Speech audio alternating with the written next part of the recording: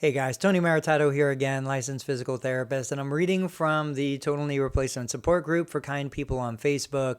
There was a comment from a member who was asking what suggestions people had for a thank you gift for their physical therapist.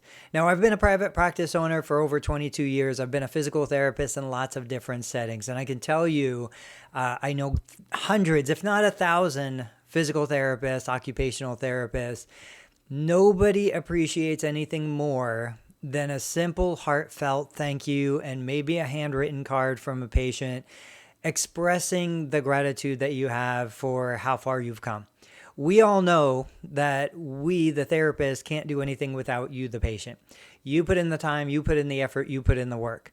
We feel amazing when we're told that you received value from our services, but nothing will ever replace that. That is the absolute best gift you can give. And I can tell you that there are facilities, there are settings where unfortunately patients want to bring in food and gifts and items, and the therapist isn't even allowed to accept it because of regulations.